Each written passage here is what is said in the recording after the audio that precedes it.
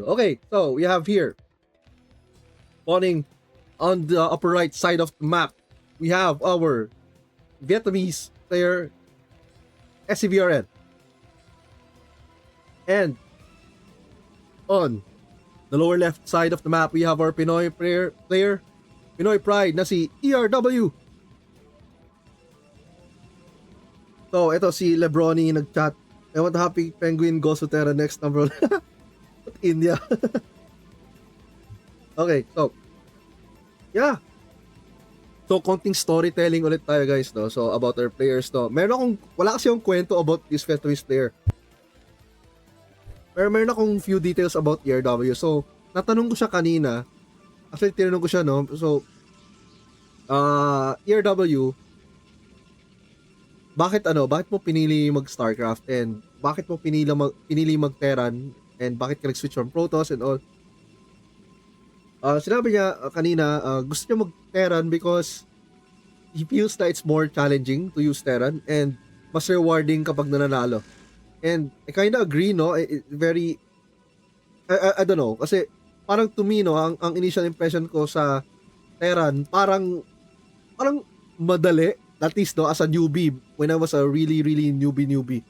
Parang madali, pero in terms of competitive play, parang Protoss seems to be the easier route. No, bakit? No, kasi when you compare beginner to beginner, no, like totally stepping into the game, then suddenly, syempre, hindi pa yun marunong mag-micro and all, babanggaan lang yung Marine and Zealot. Of course, patay yung Marine sa Zealot and sabihin lang, Terran, ba't ang lakas niyan? Ba't ang akin parang hina ng bawas, di ba? So, may mga ganun. But, okay. Now, ERW is going for a Nexus first. So, okay, which is very common naman sa map na Radion, no? And dito naman, sa side ng Terran is going for the FAC FE. O, tama ba yung tawag doon? So, the fast expand, so, is standard build with the factory. And once na build the factory, take out 2 SCVs from gas and save up to 400 minerals, build the CC around, yeah, mga 24 supply. So, okay, so, going for the safe opener, no? It's a Nexus first into double gateway. So, very safe opener for Nexus first build. And, napakalakas nitong Nexus first na ginawa nito in this game. Why? Sa mga nakakalam, okay, question sa chat. Why do you think Nexus first is so strong in this current game right now? Sa mga nakakaalam. I'll give you mga 20 seconds. 20, 19, 18, 17, 16, 15, 14, 13, 12. Oh yes! Siyempre, alam ni Titus. Daya. Not ball siya Titus sumagot. So, the answer is, dahil cross-spawn and Nexus first, no? This is the strongest build in the game. At least narinig ko to kay Artosis, no? Yung isa sa mga pina-follow kong mga casters, no? Nexus first on a cross-spawn is the strongest build in the game. Kasi it's harder to cheese rush, no? Kasi may moves yung Terran na you can actually pull some SCVs and push with Marines and the Vulture and secure, maglagay ka ng bunker dito to kill the Nexus ng Protoss kapag nag-Nexus first. Pero dahil cross-spawn, it's so difficult to do that. And ang mangyayari dito, okay, so sasabihin nyo, well, pwede naman mag-expand yung di ba? Terran, right? And just play normally, no? Hayaan lang yung Protoss to do what he wants. Yeah, pwede naman yun. Kaya lang, no, you won't believe how powerful yung economic spike ng Protoss just by Nexus first. Sobrang behind talaga ang Terran.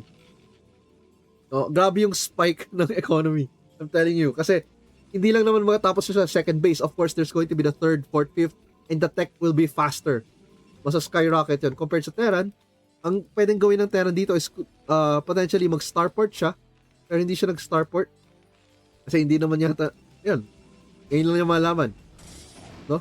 So, pwede siya mag-starport or rush ng third CC somewhere itatago niya. Kaso that's risky.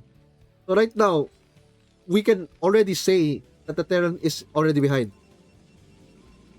Pero of course, no, kailangan lang consistently mag-produce ng probes ni ERW para syempre, nag-Nexus first pero hindi ka nag-produce. Diba? Para nag-Nexus first ka pa. Yeah, so anong gagawin ng ating, okay, look at that. Okay, ngayon napansin na naglagay ng annoying pylon. Lalo lang mas naging behind. yung Terra, no? Annoying itong pylon. So, and afford ni ERW yan kasi nga lamang dami niyang pera. Look at this, look at the current. Kami yung gumagalaw na numbers na yan, no? Lamang, kita niyo yung lamang. Now may third si ERW very early.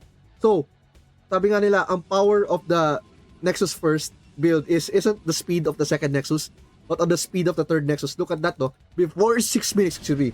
No, ba? For 6 minutes, no? There's the third Nexus already being built.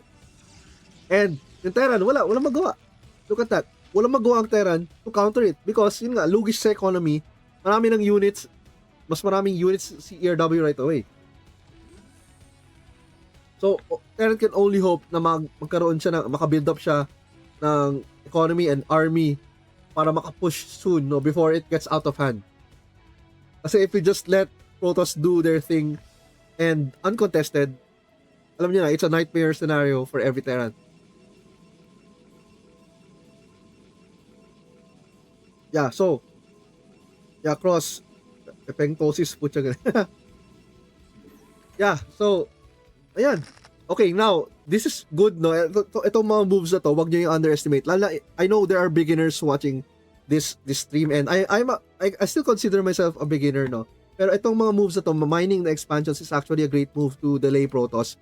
Kasi I also tried playing Protoss, no? Kasi parang as a Terran player, parang una kong tingin as sa mga Protoss, parang andali, parang sobrang lakas OP, di ba?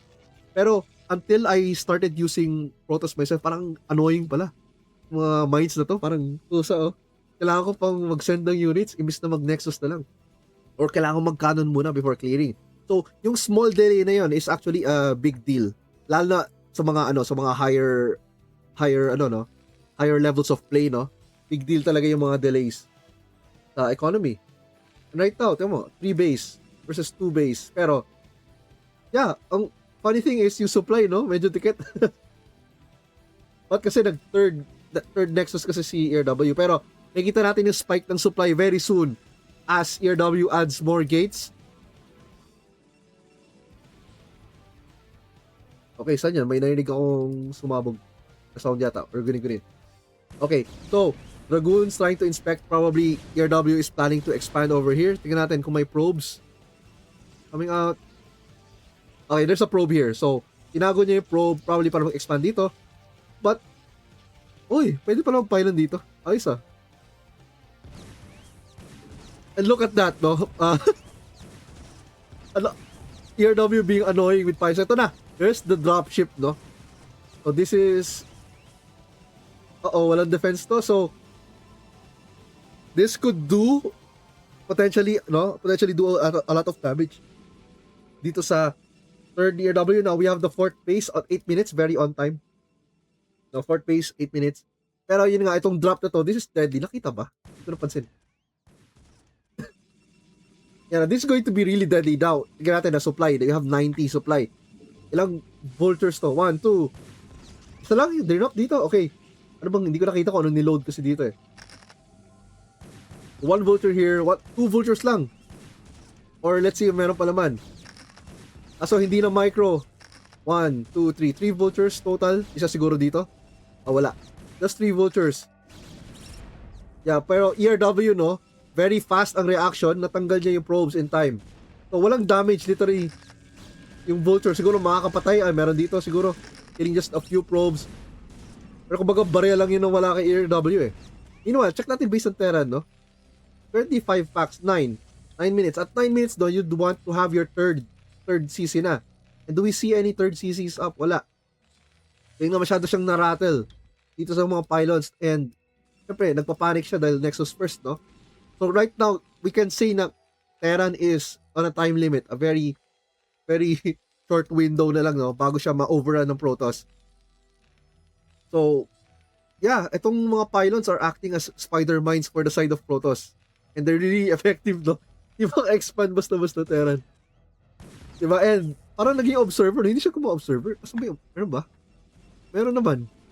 Pero naging semi-observer din yung pylon. Meanwhile, ilang gates na meron si ER? 1, 2, 3, 4, 5, 6, 7, 8. 8 gates. Robo, okay. Wala pang any arbiter tech or any of the high-tech stuff, no? But yeah, Terra now adding another factory, science facility, going for the upgrades. Okay, ngayon, finally, may CC na being built. Late nga lang siya. It is very, very late, no? Out to build mo talaga 9 minutes. Kung ako, ini-aim ko talaga 9 minutes exact. Now, going for that 7 fact against 8, so ERW should be adding more gates. Said you'd want 11 gates or 12 gates to combat 7 fact. Okay, now, nakita yung itlog nito. So, just some detail about these eggs, no? So, early game, they can help para maka-add, maging barrier siya, no? Para hindi ka basta mapasok ng kalaban. Pero same time, mid-game to late game, you'd want to clear them kasi magiging barrier siya sa exit ng troops mo. Lalo at there's this depot here, no? Medyo, hindi ko lang trip yung SimCity na to, pero it works naman. Pero kasi nakaharang eh.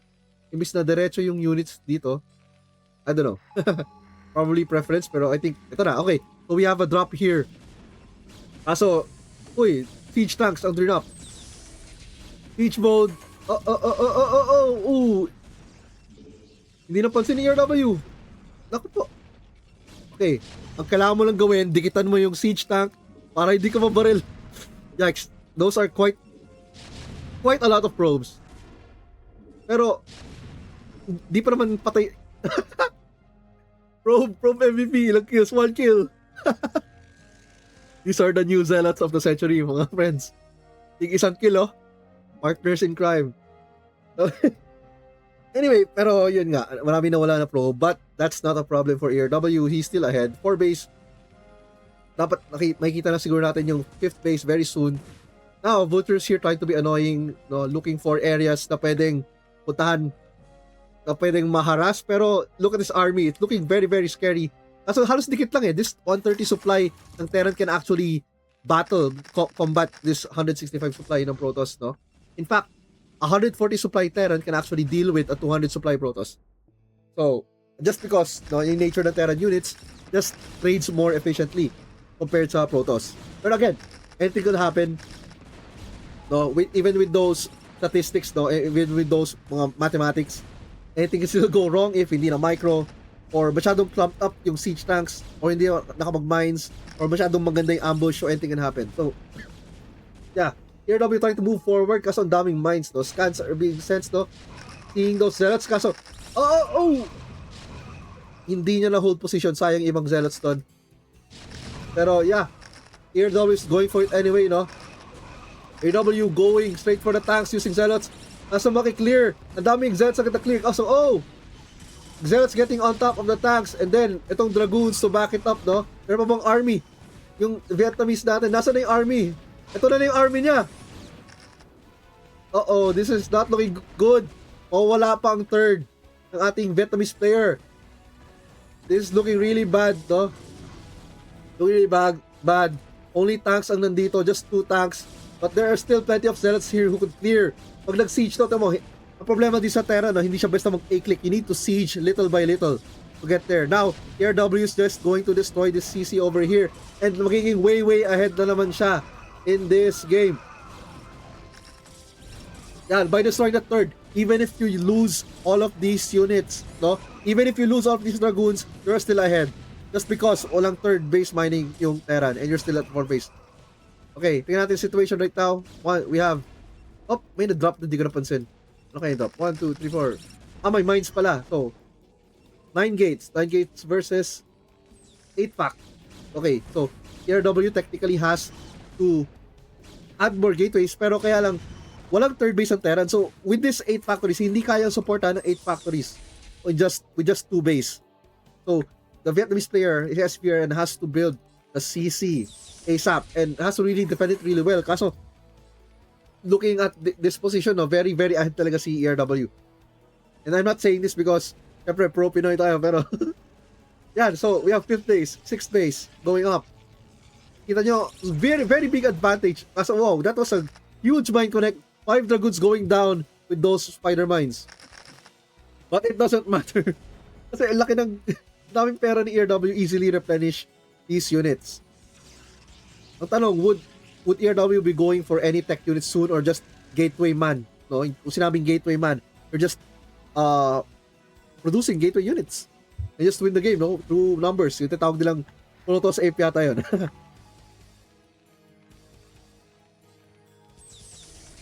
Okay. Imbes na pag ganun,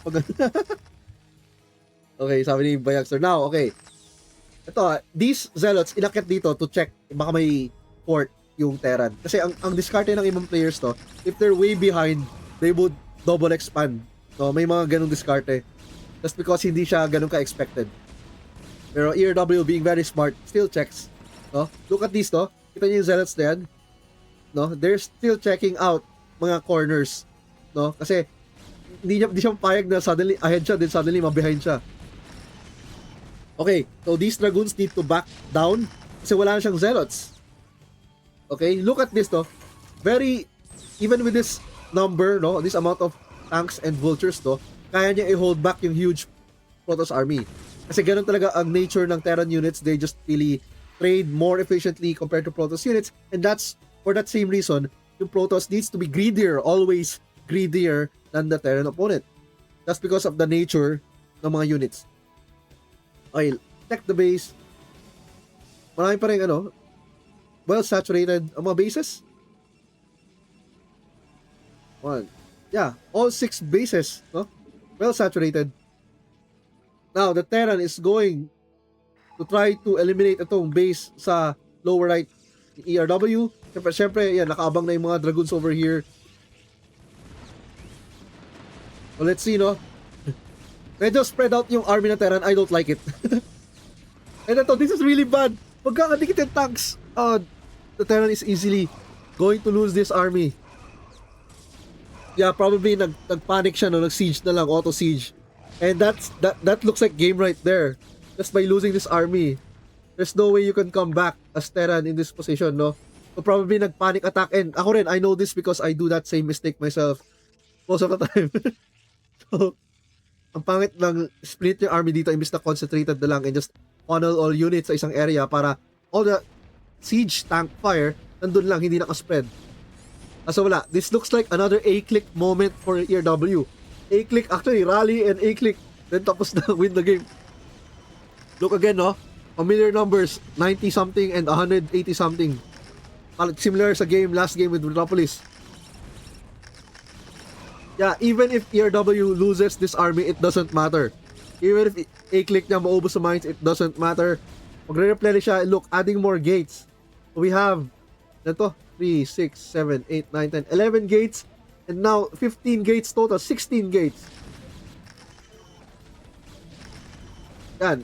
Na-delete lang ni ERW, third again ng Terran. Wala nang minerals sa main ng ating Vietnamese player. Wala ring fort anywhere. And the supply is just really, laki ng gap. Wala na. We could be seeing a GG anytime soon. Itong SCV, saan to pupunta? Where are you going, guys? Going on a vacation. Ba't di na lang dito sinend? Weird choice. Ba't dito? Ba't di lang dito? Anyway, yeah, look at that. The clear army pair, look. Look at the supply. Naubos to, di ba? Pero 166 pa rin. That's the power of having multiple bases and a greedy Protoss. And yun, Protoss being Protoss. Oh yeah. And yan, nag-try mag-CC pero wala. Nakita lang ng observer. So, yeah, this is GG na. Oh, 111 upgrades. Tama mo, may plasma shield do talagang in-upgrade yung plasma shield. Normally, hindi na upgrade pero yan. Yeah, GG na to.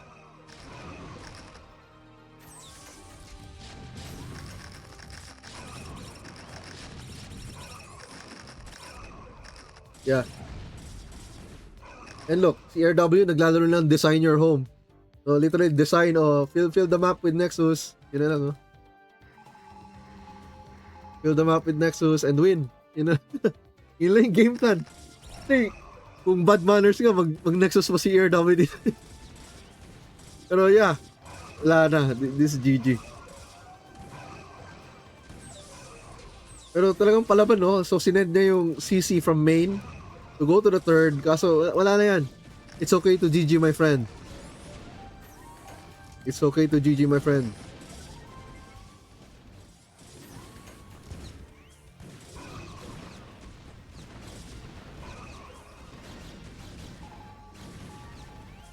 Yeah, there goes a scan. Saan yung scan na yun? It doesn't matter. So, nag-scan siya somewhere. Wala na yan. I don't know, but ayaw mag-GG. Siguro ang goal niya para pagurin yung Protoss player natin.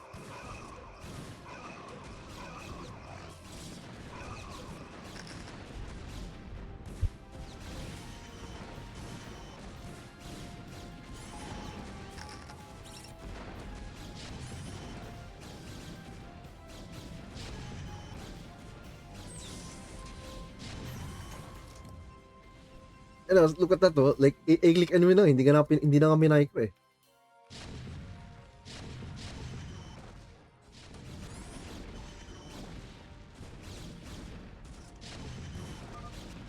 And there goes the GG. So that's the second game. It's now 2-0 in favor of ERW. So yan, grabe, no? See, yan ang power ng Nexus First in a cross spawn, lalo na kung uncontested.